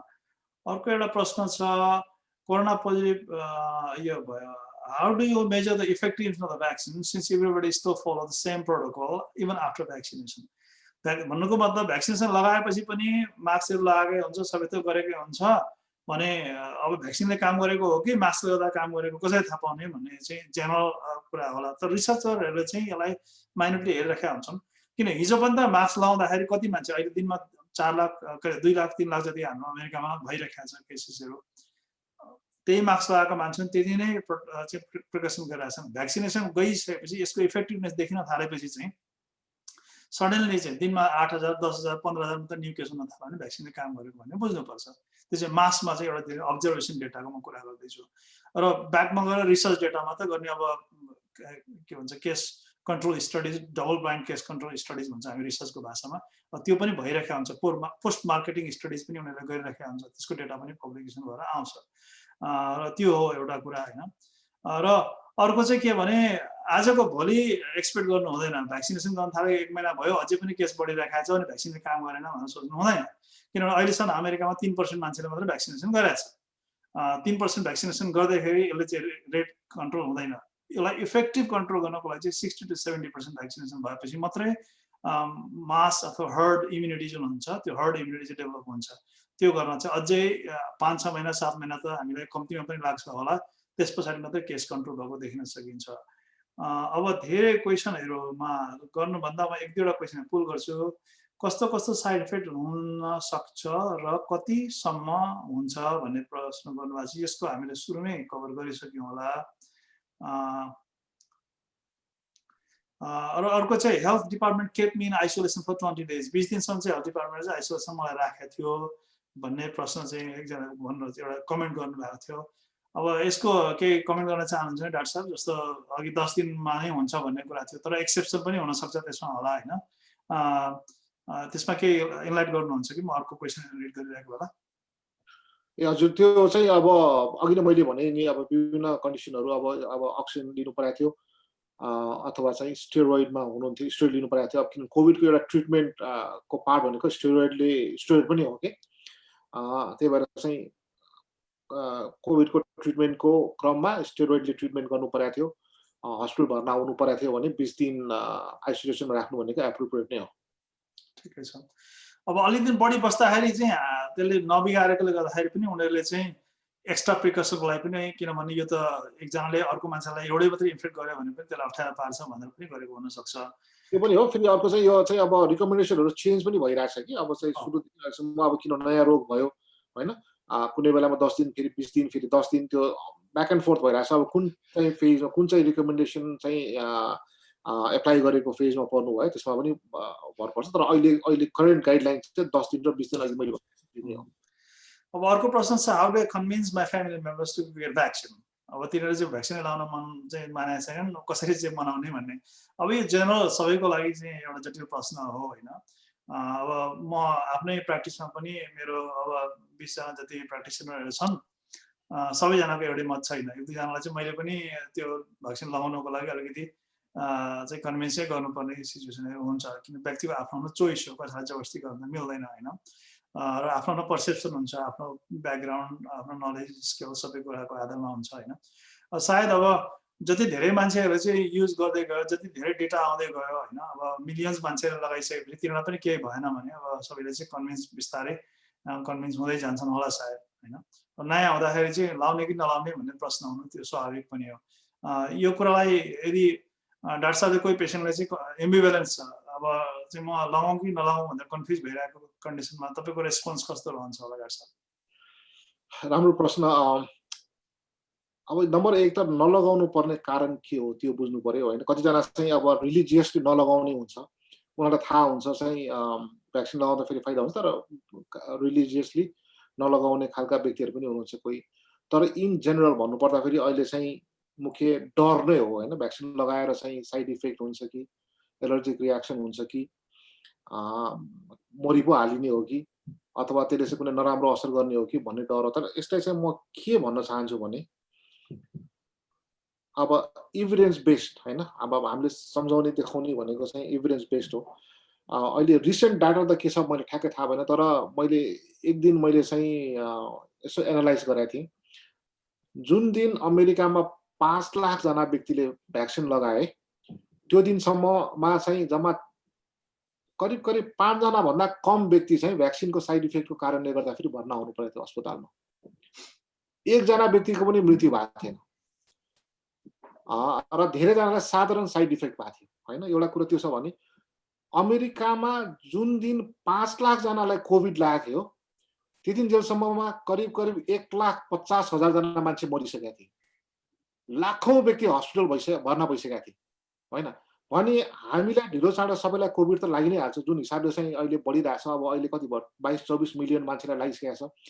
हामीले सरसरी हेर्नु पर्दाखेरि 10 मिलियन अमेरिकामा 10 मिलियन जनालाई इन्फेक्सन हुनलाई चाहिँ जति 4 महिना लागेको थियो भने 10 मिलियनबाट 20 मिलियन पुग्नलाई चाहिँ 2 महिनामा चाहिँ भयो के। त्यो एकदम त्यो द्रुत गतिमा फैलिरहेछ। त्यही भएर तपाईँ हामी सबैजनालाई चाहिँ यो या चाहिँ हामी भ्याक्सिन लगाएर प्रोटेक्सन आफूलाई प्रोटेक्ट गर्ने हो, या भने चाहिँ यसबाट चाहिँ रोग लाग्नको लागि आफू तयार भएर बस्ने हो। जतिसुकै हामी आफ्नै प्रिभेन्सनका सबै मेजरहरू अपनाउँदै पनि अब कतिजना व्यक्तिहरू म घरबाटै निस्केको छैन भन्दाखेरि पनि त्यस्ता व्यक्तिहरूलाई पनि पोजिटिभ भएको पनि देखाएको छु होइन। भने अब दुईटा त्यो चोइस दुईटा हो। अब भ्याक्सिन लगाउने कि अथवा चाहिँ रोग लाग्ने भन्ने कुरामा मेरो अघि नै नम्बर मैले भनिहालेँ। अब भ्याक्सिन लगाउँदाखेरि 1.5 लाख 5 लाख जना लाग्दाखेरि 1.5 लाख चाहिँ 5 लाख जनालाई रोग लाग्दाखेरि चाहिँ 1.5 लाख व्यक्ति मरिसकेका थिए, लाखौं जना भर्ना भएको थियो भन्दाखेरि 5 लाख जनाले भ्याक्सिन लगाउँदाखेरि एकजना पनि मृत्यु भएको थिएन। 5 जना भन्दा कम व्यक्ति चाहिँ हस्पिटलमा भर्ना हुनु पर्थ्यो भन्दाखेरि त रिस्क र बेनिफिट हेरौँ न गर्दाखेरि त रोग लगाएर मर्न सक्ने सम्भावना त भ्याक्सिन लगाएर मर्न सकिने अथवा भ्याक्सिन लगाएर चाहिँ रोग लागेर हस्पिटलाइज हुने भन्दा भ्याक्सिन लगाएर हस्पिटलाइज हुने सम्भावना त निकै नै कम भयो नि। त्यही भएर मलाई सोध्नुहुन्छ भने कुनै पनि दिन म चाहिँ भ्याक्सिन लगाउनको लागि तयार हुन्छु। मैले भन्ने भनेको त्यही नै हो। अब एउटा चाहिँ एभरेज बेस्ड डेटा। अब त्यही कारणले गर्दाखेरि डाक्टर साहब तपाईँले पनि लाउनु मैले पनि लाएँ होइन, त्यो बुझेर नै हो होइन। हामीले पनि त केही बुझेर, किन हामीलाई पनि हाम्रो शरीरको त माया छ नि, हामीलाई पनि त मलाई उत्तिकै डर लाग्छ होइन। अब मेरो फ्यामिलीलाई पनि, अब मेरो आफ्नै फ्यामिली छोराछोरीलाई पनि लाउनु पर्यो भने म पर्सनली चाहिँ 1 सेकेन्ड पनि हेजिटेट गर्दिनँ। अब go head and do it होइन, द्याट्स भेरी इम्पोर्टेन्ट। र एउटा म के पनि भन्न चाहन्छु भने पर्सपेक्टिभमा आज हाम्रो घरमा परेको छैन, घरमा कोही को मृत्यु भएको छैन भनेर चाहिँ एकदमै यो त त्यत्रो ठुलो रोग होइन भनेर सोच्नु हुँदैन। हामीहरू 2 मिलियन मान्छे होइन, मान्छेको डेथ भइसकेको छ अहिलेसम्ममा। त्यो भनेको डेटा अस्ति भर्खरै सिएनएनले चाहिँ देखाउँदाखेरि चाहिँ अलिक पर्सपेक्टिभमा देखाउँदाखेरि जेट प्लेन, ठुलो जेट प्लेन चाहिँ संसारको सबभन्दा लार्जेस्ट जेट प्लेन 10 वटा प्लेन प्रत्येक दिन क्रास भयो भने जति मान्छे मर्छ 1 वर्षमा प्रत्येक दिन तपाईँ हेर्नुहोस् है, त्यति नै मान्छे मरिसक्यो यसले गर्दाखेरि। तपाईँ सम्झिनुहोस् त, एउटा जेट प्लेन चाहिँ क्रास भएर मान्छे मर्दाखेरि हामीलाई कति दुःख लाग्छ, कति आत्तिन्छौँ, ए लो भयो। 20 वटा जेट प्लेन होइन 1 वर्षसम्म एभ्री डे क्रास हुँदाखेरि मान्छे कति मर्छन् होला। त्यो कति एउटा चाहिँ आतंकको स्थिति छ। अहिले त यो हस्पिटलभित्र मरिरहेका छन्, बाहिर न्युजमा अब आउँदै डेटा मात्रै आउँछ, रियलमा देखिएको छैन नि।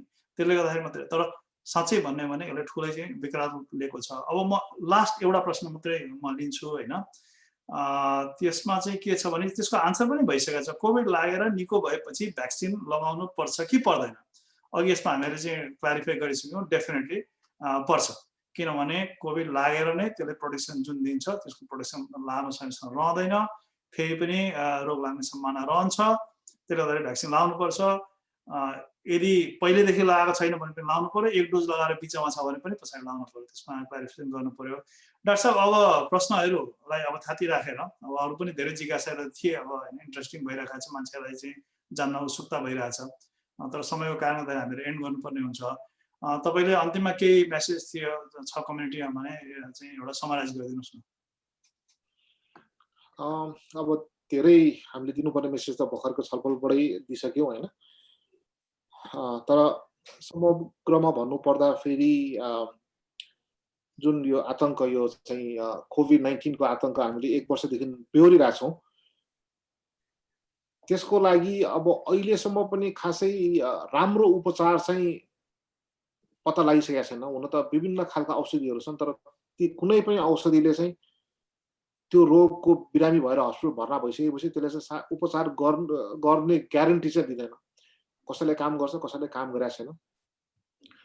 त्यस हिसाबले यो रोगलाई चाहिँ कन्ट्रोल गर्ने एउटै मात्रै उपाय भनेको भ्याक्सिन नै हो। त्यसबाहेक अब यो हामीले भ्याक्सिन आयो भन्दैमा भ्याक्सिन लगाउन पायौँ भन्दैमै हामीले चाहिँ अरू बेसिक कुराहरू जुन इन्फेक्सन प्रिभेन्सनको बेसिक कुराहरू सोसल डिस्टेन्सिङ, हात धुनेदेखि लिएर मास्कको कुराहरू, यी सबै चाहिँ हामीले इग्नोर गर्न मिल्दैन। हामीले त्यो चाहिँ कन्टिन्यू नै गर्नुपर्ने हुन्छ। तर चाहिँ भ्याक्सिन नै यस्तो चाहिँ कुरा अहिलेको हिसाबले भ्याक्सिनले नै हामीलाई यो महामारीबाट चाहिँ पार लगाउने हो क्या। त्यही भएर यसका बारेमा फैलिएका अनावश्यक हल्लाहरूको पछि नलागौँ। अब कुनै कुरा त्यस्तो सिरियस कुरा देखिएछ भने हामी फेरि पक्कै पनि यहाँलाई जानकारी गराइ नै हाल्छौँ विभिन्न प्लेटफर्मबाट, विभिन्न मिडियाहरूबाट। तर अहिलेसम्म चाहिँ यो सेफ देखिएको छ, इफेक्टिभ देखिएको छ। सबैजना आफ्नो पालो कुरौँ, एउटा चाहिँ अलिकति अलर्ट भएर बसौँ। आफ्नो एरियामा कहिले भ्याक्सिन उपलब्ध छ समयमै रजिस्टर गराउँ, जाउँ भ्याक्सिन लगाउँ र आफू पनि सुरक्षित रहौँ र अरूलाई पनि सुरक्षित राखौँ। त्यही हो। Thank you. हस्, धन्यवाद डाक्टर साहब। र फेरि पनि म भन्न चाहन्छु, डाक्टर साहबले भने जस्तै अहिलेको स्थितिमा यसको उपचार छैन, इफेक्टिभ उपचार छैन। अहिले बाँच्ने भनेको भ्याक्सिन नै हो। र भ्याक्सिन लगाउने बित्तिकै एक्साइटेड भएर धेरै नकुदौँ, बाहिरतिर नजाउँ होइन। प्रोटेक्सन जुन पहिला गर्नुपर्ने, मास्क लगाउनु पर्ने, त्यसलाई कन्टिन्यू गरौँ। आफूले पनि सिरियसली चाहिँ सम्पूर्ण दाजुभाइ दिदीबहिनीहरूलाई म अनुरोध गर्दछु, भ्याक्सिन लगाउनको लागि चाहिँ सिरियसली सोचौँ, कन्सिडर गरौँ यसलाई होइन। हावामा कुरामा नलागिकन यसको तथ्य के हो पत्ता लगाएर मात्रै अगाडि बढौँ जस्तो चाहिँ हाम्रो रिकमेन्डेसन, एउटा मेडिकल एक्सपर्टिजको हिसाबले हामी त्यो नै रिकमेन्डेसन गर्छौँ। र यति भन्दै हामी दुईजना बिदा हुन चाहन्छौँ र ब्याक टु कल्पना, डाक्टर कल्पना सत्याल, उहाँले चाहिँ केही कुरा अब यसलाई ऱ्यापअप गरिदिनुलाई म अनुरोध गर्छु। नमस्ते फेरि पनि। I know doctor Shrestha, doctor उप्रेतीले हामीलाई धेरै इन्फर्मेसन दिनुभयो आज। एकदम इन्फर्मेटिभ थियो। म के भन्न चाहन्छु, उहाँहरूले भनेकै सेम कुरा के रिपिट गर्न चाहन्छु भने be safe, you still have to wear a mask, you still have to keep your distance at least 6 feet, wash your hands frequently, or sanitize frequently, whatever, if the water and soap is not available. Avoid crowds, don't go to parties yet, and definitely vaccination is the way to go for right now for prevention, because there is no cure. अब NAC wellness program ले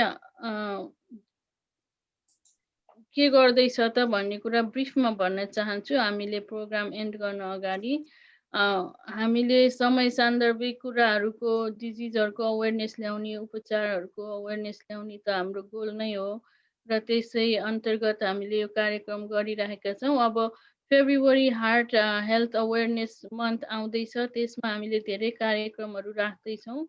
Heart health, heart disease is the leading cause of death, as all of you know. त्यसै कारणले पनि हामीले धेरै कार्यक्रमहरू राखेका छौँ प्लानिङमा। आउनु होला, जोइन गर्नु होला, जुममा, फेसबुक लाइभमा आउनु होला। अर्को कुरा अब हाम्रो होलिस्टिक हेल्थवाला प्रोग्रामहरू, योगा, प्राणायाम, ध्यानहरू कन्टिन्यू नै छन्, तिनीहरूमा पनि एटेन्ड गर्नु होला। यदि हजुरहरूलाई के आइडिया छ के प्रोग्राम गर्दाखेरि हामीलाई बेस्ट हुन्छ, बेनिफिसियल हुन्छ भने wellness@nepalicenter.org wellness@nepalicenter.org मा इमेल गर्न सक्नुहुन्छ। यदि भ्याक्सिनेसनको बारेमा पनि हजुरले अनलाइनमा एन्सर भेट्टाउन गाह्रो भयो भने पनि इमेल गर्नुभयो भने चाहिँ हामीले पक्कै पनि हेल्प गर्छौँ त्यो सर्च गर्नको लागि। है त, यति भन्दै आजको लागि हामी बिदा हुन्छौँ। हस् त, अर्कोचोटि फेरि भेटौँला। हस्, धन्यवाद।